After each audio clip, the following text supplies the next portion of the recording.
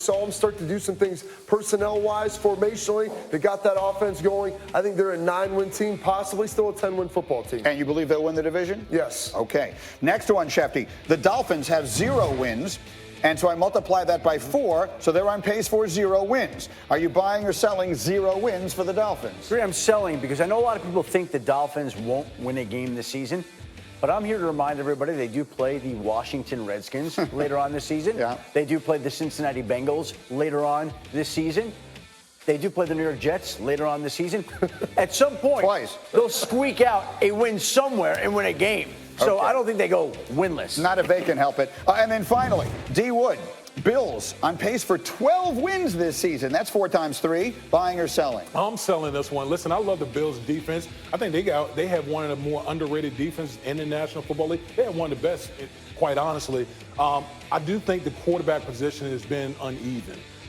In order to get to the 12-win plateau, you got to get really good, high-end, consistent quarterback play. I don't think they have that yet. All right, and then there's one more. This is a team that has everything. The New England Patriots have 4 wins. 4 times 4 is 16. D. Wood, buying or selling a perfect season for New England?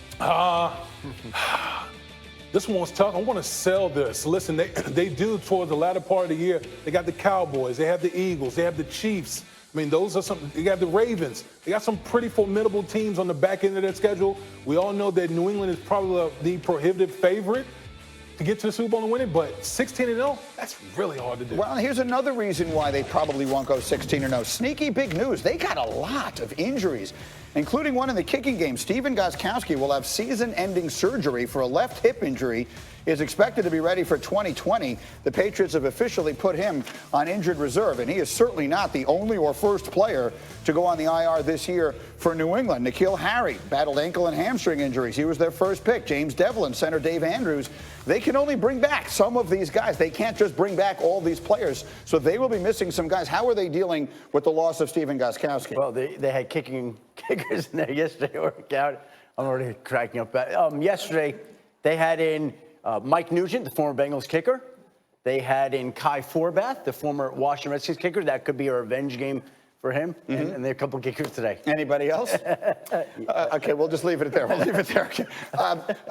All kidding aside, are we concerned, and we weren't even kidding, that the injuries will eventually derail New England? Even Brady and Belichick can't overcome all this. I'm not concerned with this because if you look at what Bill Belichick has done historically, they'll move and manipulate the offense and defense to what they need. And the offense struggled a little bit against the Bills. Bills have a really good defense. But defensively, this New England Patriots team, I think, is the best defensive team in the NFL. They don't have a ton of stars. It's not like they go out there and have 10 sacks a game. They do have a ton of interceptions this year. But what they do is they take away what you do best. They force Josh Allen to play from the pocket. He coughed up the football. Bill Belichick is intimately involved in the game planning on the defensive side of the ball this year, and that to me is going to make the biggest difference. D. Wood, you won rings there. What do you think?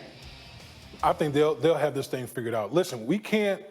What the Patriots look like now is not what they're going to look like towards Thanksgiving. Right. That's always been the mantra up there. Defensively, I agree. They're going to be one of the best defenses in the National Football League. Their offense is going to come along some point in the latter part of the year. They also win games with special teams a lot of times. To lose a kicker like Gostkowski, even though he struggled some this year, that's a big loss.